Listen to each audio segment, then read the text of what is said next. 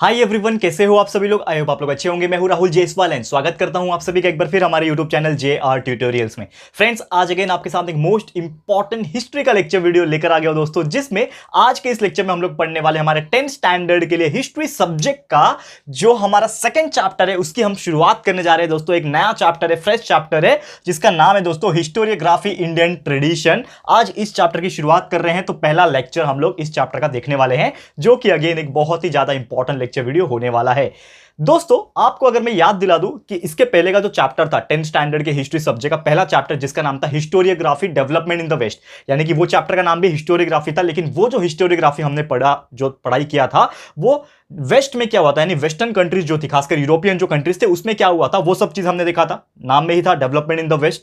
लेकिन ये जो चैप्टर है इसमें भी हम हिस्टोरियोग्राफी पढ़ेंगे, लेकिन पढ़ेंगे इंडिया के बारे में, यानी इंडियन ट्रेडिशन। इंडिया के क्या क्या रिवाज होते हैं, ट्रेडिशंस क्या क्या होता है, जो हिस्टोरी है इंडिया का, ये सब चीज इस चैप्टर में कवर होगा। तो आज पहला लेक्चर है, और पहले लेक्चर में हम लोग एंशिएंट हिस्ट्री, यानी कि आपको पता है there are 3 types of history. एक तो सबसे पुराना वाला एंशिएंट हिस्ट्री, एक बीच वाला यानी मिडिवल हिस्ट्री, और एक एकदम अभी नया लेटेस्ट वाला जिसको बोलते हैं मॉडर्न हिस्ट्री। तो ये तीनों के हिस्टोरियोग्राफी हम लोग को पढ़ने हैं। तो आज के वीडियो में हम लोग सबसे पहले आज एक ही टॉपिक पढ़ेंगे, that is the historiography in the ancient history. Ancient history में क्या था, ये सभी चीज आज के वीडियो में मिलने वाला है। तो वीडियो बहुत इंपॉर्टेंट है, आज का लेक्चर बहुत इंपॉर्टेंट है, लास्ट तक देखना। और साथ ही में आपके लिए जितने भी आपके सब्जेक्ट्स है, चाहे वो साइंस हो चाहे वो मैथ्स हो, पूरा आपका सिलेबस कंप्लीटेड है, ठीक है ना। थोड़े बहुत चल रहे हैं वो कंप्लीटेड है, ऑलमोस्ट 99% कंप्लीट है। आप जाओ यार प्लेलिस्ट को चेक करो, आपको सब चीज मिल जाएगा, चाहे साइंस हो, मैथ्स हो, हिस्ट्री हो, ज्योग्राफी हो, पॉलिटिकल साइंस हो, एंड जो भी चीज हो, हर चीज आपको प्रेजेंट है वहां पे, मिल जाएगा।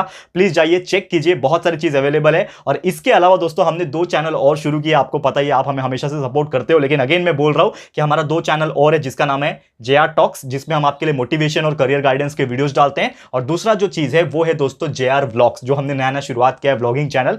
तो उम्मीद करता हूं कि आप लोग जरूर से चाहोगे, चैनल को विजिट करोगे, सब्सक्राइब करोगे और इनडायरेक्टली हमें सपोर्ट करोगे। तो बस आप लोग का सपोर्ट चाहिए और कुछ नहीं। तो चलिए शुरुआत करते हैं आज के इस वीडियो की। तो सबसे पहले हेडिंग डाल देते हैं आज का, जो मैंने बोला कि आज हम लोग सिर्फ एक टॉपिक पढ़ने वाले, लेकिन वो टॉपिक बहुत ही ज्यादा डीप में और वास्ट में है, तो इसको ज्यादा ध्यान से आपको पढ़ना है। तो टॉपिक का नाम है दोस्तों historiography in the ancient history, यानी कि हिस्टोरियोग्राफी को एक्चुअली ये चैप्टर के अंदर 3 लेवल के अंदर बांटा हुआ है, ठीक है ना। हिस्टोरियोग्राफी जो है 3 लेवल के अंदर बांटा हुआ है।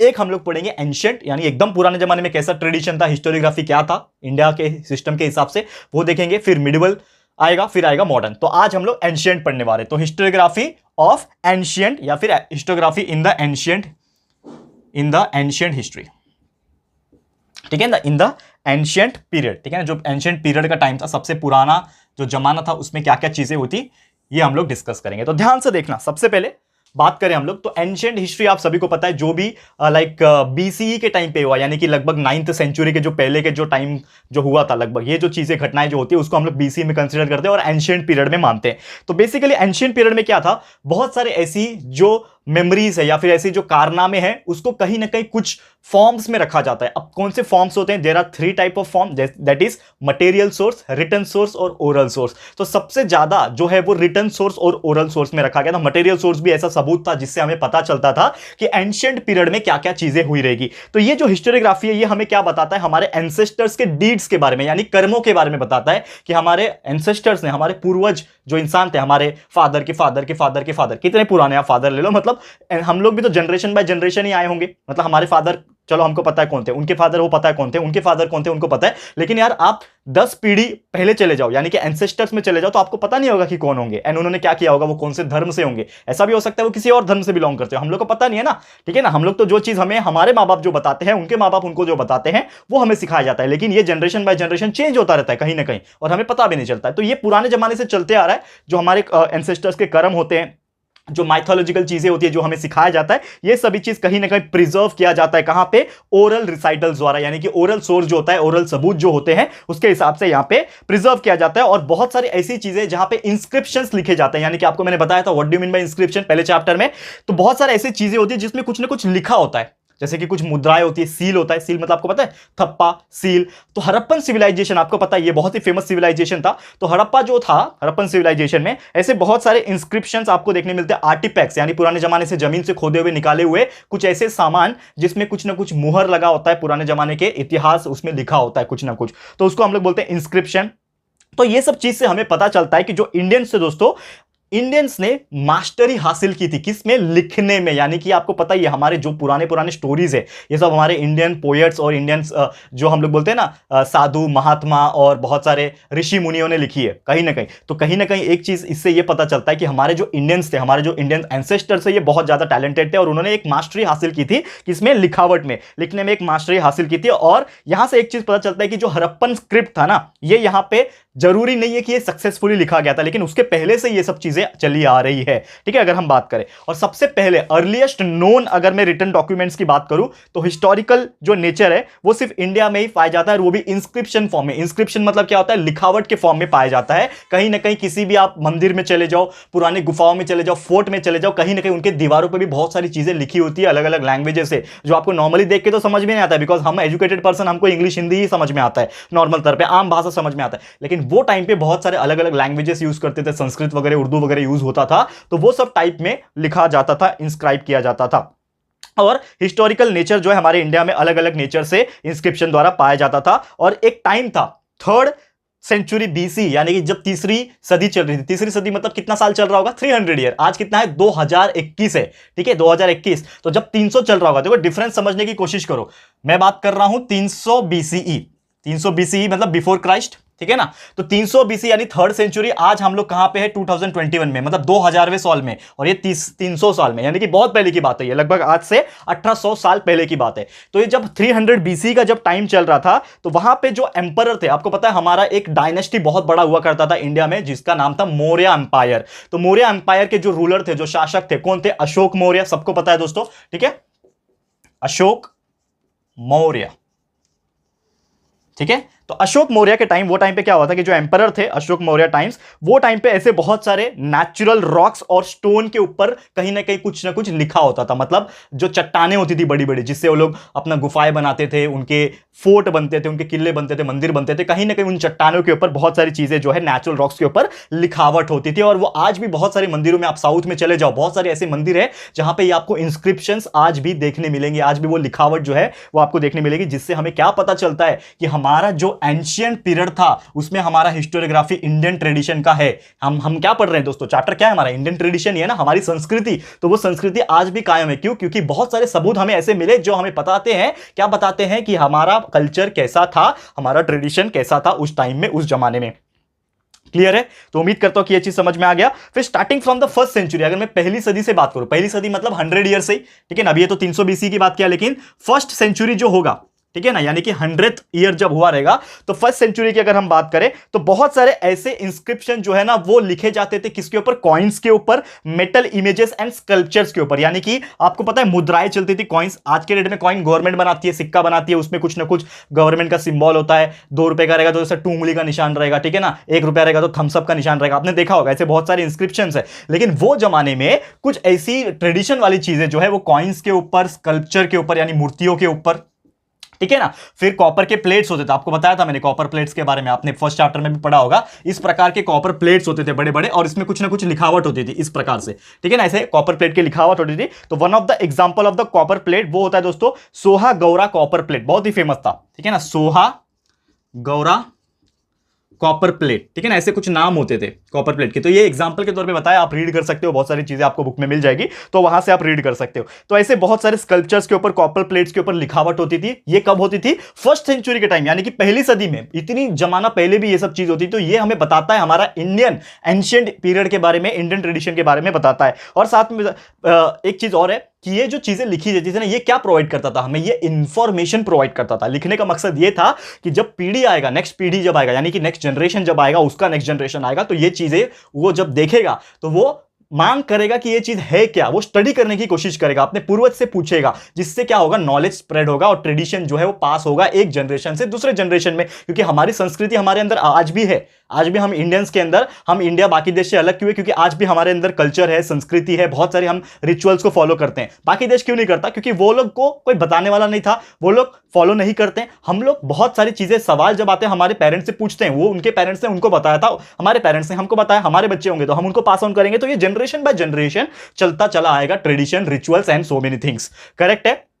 क्लियर है, आपको समझ में आ गया। तो बहुत सारे जो राजा होते थे, बहुत सारे अलग अलग डायनेस्टी जो हुआ था, साम्राज्य हुआ करता था, टेरिटोरियल एक्सटेंड हुआ करता था। तो ये जितने भी एडमिनिस्ट्रेशन होते थे ना, यानी कि जो कार्यभार होता था, जो जिम्मेदारी होती थी बहुत सारे अलग अलग राजा के, बहुत सारे अलग अलग एम्पायर्स के, किंगडम्स की, तो ये सभी चीज जो है वो कहीं ना कहीं इसके ऊपर लिखी जाती थी, इंस्क्राइब की जाती थी, जिससे ट्रेडिशंस का पता चले। और खासकर ये बहुत ज्यादा इंपॉर्टेंट हो जाता था किसके लिए? पॉलिटिकल इवेंट्स के लिए। बहुत सारे ऐसे पॉलिटिकल इवेंट्स होते थे, इसके लिए इंपॉर्टेंट हो जाता था। सोशल ऑर्गेनाइजेशन के लिए इंपॉर्टेंट हो जाता था। क्लाइमेट, फमाइंस, ये सभी चीज को रिप्रेजेंट करने के लिए वहां पे ये बहुत ज्यादा इंपॉर्टेंट हो जाता था। क्लियर है, यहां तक समझ में आ गया? बहुत सिंपल है। नेक्स्ट अगर बात करूं कि जो एंशिएंट इंडियन लिटरेचर की अगर बात करें, हमारा इंडियन लिटरेचर जो होता है ना, एंशिएंट हिस्ट्री की अगर हिसाब से बात करें, तो इसमें एपिक रामायण और महाभारत भी आ जाता है। आप सभी को पता है दोस्तों, रामायण और महाभारत हमारी संस्कृति में कितना बड़ा रोल प्ले करते हैं। करेक्ट है, ये तो सभी जानते होंगे। किसकी बात कर रहा हूं मैं? हमारा जो एपिक है, एपिक मतलब एकदम हम लोग बोलते हैं ना, ग्रंथों में लिखा गया, ऋषि मुनि द्वारा लिखा गया, ठीक है। तो हमारा जो एपिक दो ही है हम जो फॉलो करते हैं, एक है रामायण यानी हिंदू कल्चर के हिसाब से अगर मैं बात करूं, दूसरा है महाभारत, ठीक है, महाभारत, ठीक है। तो ये दो चीज है जो लिखा गया था हमारे ग्रेट ऋषि मुनि द्वारा, जो हमें हमारी संस्कृति से जोड़ता है। क्या कि यार जब सतयुग था, आपको पता है ना युग्स होते हैं, ठीक है, अब वो कितना है हमारा वो तो हम ही जानते हैं, ठीक है ना। बहुत सारे ऐसे चीजें हैं जो घटनाएं हमारे पूर्वज में हुई है, ठीक है ना। तो हम बिलीव करते हैं कि यहाँ पे रामायण में, महाभारत में गॉड्स थे, यानी कि भगवान खुद जमीन पे आए थे एंड उन्होंने अलग अलग रूप लिया था, अवतार लिया था। बट दैट इज द अलग thing, that is the different thing, ठीक है ना। वो हम चर्चा नहीं कर रहे, हमारा चर्चा हिस्ट्री के बारे में। तो हिस्ट्री के बारे में हम बात कर रहे हैं कि जो रामायण और महाभारत था, ये बहुत ज्यादा इंपॉर्टेंट रोल प्ले करता है। और साथ ही में पुराण होते हैं, आपको पता है बहुत सारे पुराण होते हैं, जैन और बुद्धिस्ट के लिखे हुए टेक्स्ट होते हैं, ठीक है ना। जो जैन धर्म फॉलो करता है, बुद्ध धर्म जो फॉलो करता है, उनके लिखे हुए बहुत सारी चीजें, और बहुत सारे ऐसे हिस्टोरिकल अकाउंट्स है जो इंडियन ऑथर द्वारा और जो ट्रैवलर्स होते हैं, जो ट्रैवलर्स होते हैं ना, फॉरेन ट्रैवलर्स, उनके द्वारा लिखा गया बहुत सारे ऐसी चीजें। क्योंकि बहुत सारे जब वो टाइम पे जब फॉरेन कंट्रीज के जो लोग एक्सप्लोर करते थे, इंडिया में आते थे एंड देखते थे, मतलब घूमने के लिए नहीं आते थे, वो सर्च करने आते थे। ज्योग्राफिकल डिस्कवरीज होती थी ना वो टाइम पे, यार हमने एक नया कंट्री ढूंढ के निकाला, वैसा वाला। तो जब आने लगे तो ये धीरे धीरे अपना बहुत सारी वर्णन और बहुत सारी ऐसी चीजें जो है वो लिख के देने लगे, एंड बहुत सारी चीजें इसमें होने लगी, तो पता चलने लगा। ठीक है, क्लियर है, समझ में आ रहा है। तो नेक्स्ट अगर बात करें तो इसीलिए ये सब चीज को भी बहुत ज्यादा इंपॉर्टेंट सोर्स हिस्ट्री का माना जाता है। और बहुत सारे जो किंग होते थे, राजा महाराजा जो होते थे, उनके ऊपर बायोग्राफी लिखी जाने लगी रिटर्न में। मतलब अभी कोई राजा है, इन्होंने बहुत अच्छा काम किया अपने लाइफ में, तो इनके ऊपर किताबें लिखी जाती थी। किताब मतलब ग्रंथ वगैरह होते थे ना, वैसे टाइप के। आज के रेट में किताब जैसी होती है वैसी नहीं, अलग लेवल की। कुछ लोग पत्तियों के ऊपर लिखते थे, अलग अलग तरीका था लिखने का। तो हिस्टोरिकल्स जो चीजें होती थी, डायनेस्टी हिस्टोरी होती थी, बहुत ज्यादा ये जो चीजें थी ना, वो इंडियन हिस्टोरियोग्राफी के लिए बहुत ज्यादा इंपॉर्टेंट हो गया। क्योंकि हिस्टोरियोग्राफी का मतलब भी वही है ना दोस्तों, किसी हिस्ट्री के बारे में किसी चीज का व्यक्त करना, किसी चीज को बताना, तो वो चीज होता है।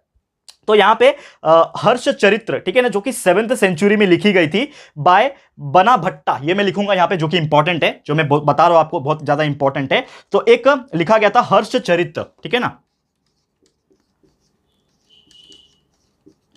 हर्ष चरित्र ये लिखा गया था। किसके द्वारा लिखा गया था दोस्तों? बना भट्टा, जो कि एक राजा थे, हर्ष बायोग्राफी, ठीक है ना। तो उन्होंने यहां पे एक तरीके से बायोग्राफी लिखी थी। और ये सब कभी होते 7वीं सदी, 7th सेंचुरी में, 700 साल जब चल रहा था वो टाइम पे ये चीज हुआ था। और इसमें क्या था? Realistic picture, social, economic, political, religious and culture life, यानी कि कोई राजा का क्या कल्चरल लाइफ होता है, कैसे वो लाइक ट्रेडिशन को फॉलो करता है, एक राजा का cultural life, social life and बाकी जो चीजें हैं वो कैसे होते हैं, ये सभी चीज जो है वो देखता था। ठीक है, तो हर्ष चरित्र जो था उसमें से भी एक था। और हर्ष चरित्र की अगर मैं बात करूं, इसको किसने लिखा था? बना भट्टा ने लिखा था, ठीक है ना, बाय बना भट्टा। ठीक है, यहां पे ये लिख लो, ये इंपॉर्टेंट आपको पूछ सकता है, बना भट्टा,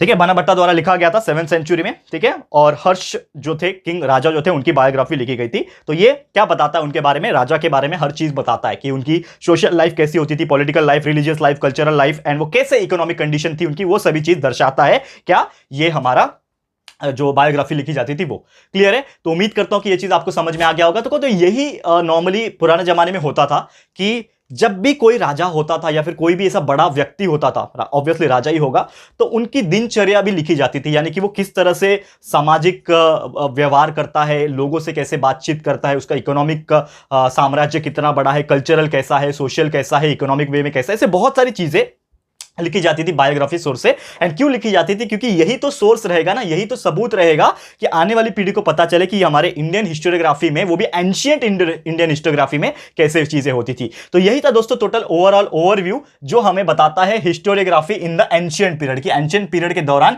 क्या क्या चीजें होती थी हमारे history point of view, historiography point of view. Clear है दोस्तों? तो उम्मीद करता हूं कि आपको यह चीज बहुत ही अच्छे से क्लियर हो गया होगा। तो आज का लेक्चर दोस्तों बस यहीं पे स्टॉप करूंगा, क्योंकि जैसा मैंने बोला पहला लेक्चर है नया चैप्टर का, तो आज ज्यादा बड़ा नहीं बनाना है, छोटा सा ही बनाना है। तो एक इंपॉर्टेंट पॉइंट्स, एक इंपॉर्टेंट जो टॉपिक था वो मैंने क्लियर करा दिया, लेकिन इसी से मिलता जुलता जो टॉपिक है जिसका नाम रहेगा दोस्तों historiography in the medieval period. अब एंशिएंट हो गया, एकदम पुराना जमाना का हो गया, अब बीच का जमाना यानी मिडिवल पीरियड में क्या होगा वो देखना है। एंड उसके बाद देखना है मॉडर्न पीरियड यानी कि मॉडर्न हिस्टोरियोग्राफी कैसा होगा, ये सभी चीज हम डिस्कस करेंगे। लेकिन आज नहीं, हम लेकर आएंगे इसके लिए लेक्चर नंबर 2 में। तो अगला लेक्चर फटाफट से लेकर आ जाऊंगा जिसमें बहुत सारी चीजें हम डिस्कस करेंगे। तो बस आज के लिए इतना ही। आप लोग को हमें कमेंट करके बताना है कि आपको यह वीडियो कैसा लगा है, हर एक चीज जो हमने, हर एक टॉपिक जो एक्सप्लेन किया आपको कैसा लगा है, समझ में आया है कि नहीं, प्लीज हमें कमेंट करके बताना। अपनी राय और सजेशन जरूर से देना। बहुत ज्यादा एफर्ट ले रहे हैं आपके लिए, डेली बेसिस पे वीडियोस लाने की कोशिश कर रहे हैं। साइंस और मैथ्स ऑलरेडी कंप्लीट करके रखा है, पूरा का पूरा अलजेब्रा, पूरा ज्योमेट्री, साइंस एंड ऑल, हर चीज कंप्लीटेड है। आप प्लेलिस्ट चेक करते रहो और अच्छे से पढ़ाई करते रहो, वीडियोस देख देख के अच्छे से कंसेप्चुअल नॉलेज आपका क्लियर हो जाएगा। बहुत अच्छे से कर लेना, ठीक है? तो बस आज के लिए इतना ही। वीडियो पसंद आया तो लाइक कर देना, शेयर जरूर से कर देना। जैसा मैं हमेशा बोलता हूं, एफर्ट जो हम लगा रहे हैं वो वेस्ट नहीं होना चाहिए। इसके लिए सबसे ज्यादा आप लोग शेयर करो, वीडियो देखो, शेयर करो ज्यादा से ज्यादा अपने सारे फ्रेंड्स एंड रिलेटिव्स को। एंड दोस्तों, अगर आपने अभी तक इस चैनल को सब्सक्राइब नहीं किया है तो फटाफट से हमारे चैनल को भी सब्सक्राइब कर देना। साथ में एक बेल आइकन होता है, उसको भी प्रेस कर देना, ताकि फ्यूचर में हम कोई भी वीडियोस को अगर अपलोड करेंगे तो आप लोग को नोटिफिकेशन मिलती रहेगी। ठीक है फ्रेंड्स? तो मिलते हैं हमारे अगले वीडियो में। ये वीडियो देखने के लिए thank you and good bye.